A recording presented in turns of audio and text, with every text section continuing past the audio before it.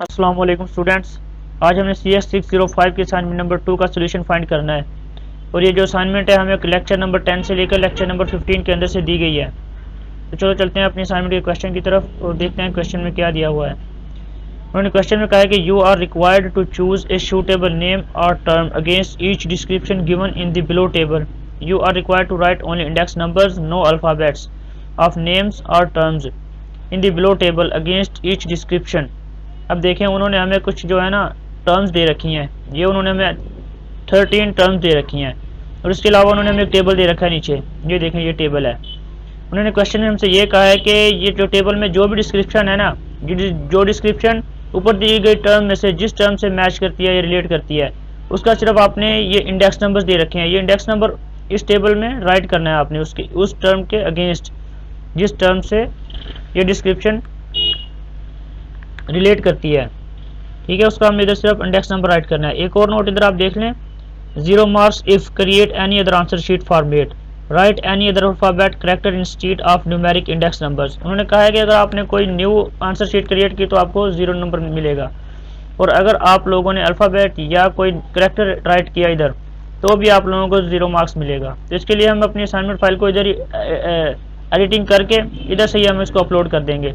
तो इसके लिए मैं आप लोगों को इसका तरीका बता दूं कि आप लोगों ने किस तरह इसको एडिट करना है।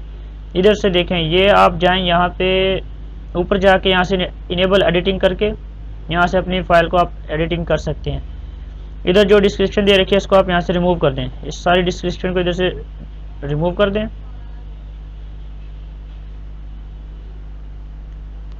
ये हमने इधर से डिस्क्रिप्शन जो है रिमूव कर दिया। इधर आप लिख लें असाइनमेंट सोल्यूशन।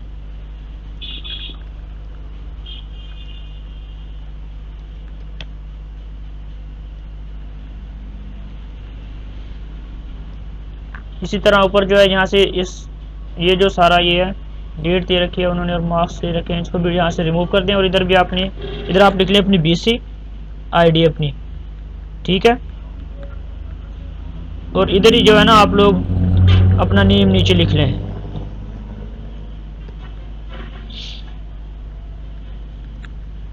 और यहाँ से आगे आप जो है ना इसको अपनी असाइनमेंट को फिर हल करेंगे। यहाँ से जो नीचे दिया हुआ है इस टेबल के नीचे एक डिस्क्रिप्शन है, ये भी आप लोग रिमूव कर लें इधर से।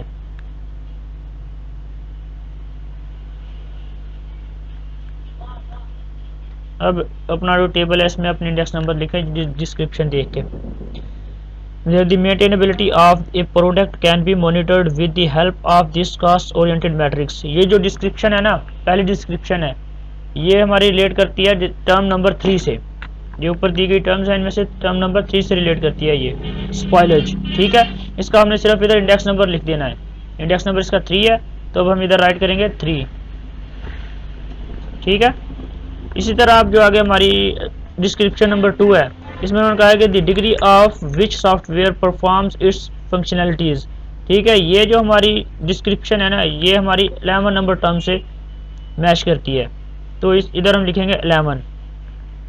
ठीक है, इसी तरह नीचे हमारी जो 3rd नंबर पे डिस्क्रिप्शन है, the cost required to correct a defect after it is delivered to the end user.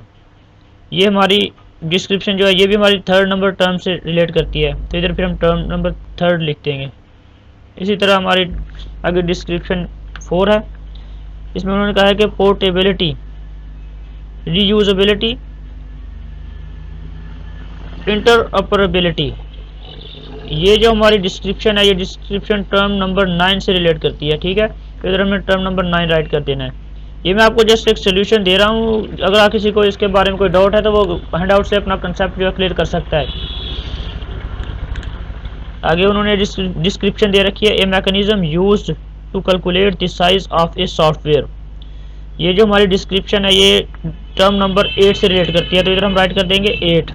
ठीक है, इसके आगे जो डिस्क्रिप्शन है उन्होंने दे रखा है, it's software logic contains at least one mathematical formula or it will generate some derived data.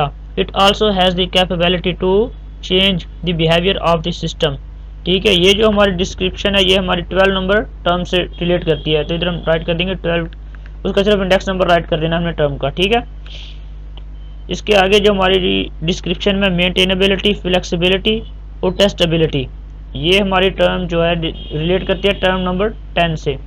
तो इधर हम राइट कर देंगे टर्म नंबर 10, ठीक है। इसी तरह आगे हमारी जो डिस्क्रिप्शन है, ए यूनिक यूजर रिकग्नाइजेबल और non repeated field maintained in और एक्सट्रैक्टेड फ्रॉम द ILF और EIF through an elementary process. ये डिस्क्रिप्शन जो है हमारी 5 नंबर टर्म से रिलेट करती है, तो इधर हम 5 नंबर टर्म लिख देंगे, ठीक है। इसी तरह हम सारे टर्म को जो है इनके इंडेक्स नंबर्स, इनके केस लिख देंगे। आगे उन्होंने दे रखा है it's processing logical contains no mathematical formulas or any derived data or no any derived data. Neither the internal logic file is maintained during the processing nor is the behavior of the system changed. ये जो description है हमारी ये match करती है 13 term से, ठीक है। तो इसलिए इधर हम 13 टर्म राइट का इंडेक्स नंबर जो है वो राइट कर देंगे।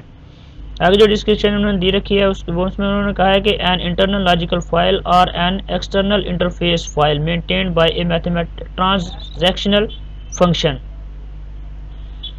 तो ये जो हमारी डिस्क्रिप्शन है ये टर्म नंबर 7 से रिलेट करती है, इधर हम राइट कर देंगे 7, ठीक है। आगे डिस्क्रिप्शन उन्होंने दे रखी है it includes all the functionalities being added, modified and deleted without having an impact over the boundary of the application. तो ये जो हमारी डिस्क्रिप्शन है ये टर्म नंबर 1 से रिलेट करती है, ठीक है। तो इधर हम उस 1 टर्म जो है उसका इंडेक्स नंबर 1 इधर राइट कर देंगे।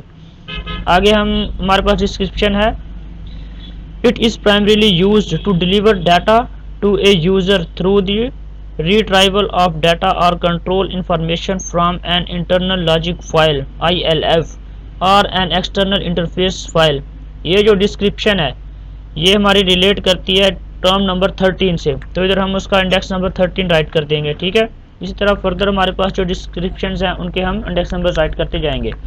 आगे जो डिस्क्रिप्शन में उन्होंने दे रखी है उसमें उन्होंने कहा है a group of logically related data maintained within the boundary of an application data is identifiable to the user, ठीक है। इसका जो डिस्क्रिप्शन नंबर है जिसे ये मैच करता है वो 4 है, तो इधर हम 4 राइट कर देंगे, ठीक है। ये इसका इंडेक्स नंबर है। आगे डिस्क्रिप्शन है it represents A distribution between the software being measured and the user. It is a conceptual interface between the internal application and external user world. ये जो डिस्क्रिप्शन है ये हमारी मैच करती है टर्म नंबर 2 से, तो टर्म नंबर 2 का हम इधर इंडेक्स नंबर राइट कर देंगे। और आगे जो हमारे पास लास्ट में डिस्क्रिप्शन उन्होंने दे रखी है उसमें उन्होंने कहा है कि optional and mandatory are the 2 sub groups of data elements within an internal logical file ILF और an external interface file EIF। तो ये जो हमारी डिस्क्रिप्शन है ये हमारी 6 नंबर टर्म से मैच करती है, तो लिहाजा हम इधर राइट कर देंगे इंडेक्स नंबर 6। तो ये हमारी आज की असाइनमेंट थी, हमने इसका सोल्यूशन फाइंड कर लिया है। अब आप इसको बड़ी आसानी के साथ सबमिट कर सकते हैं। Thank you for watching my video.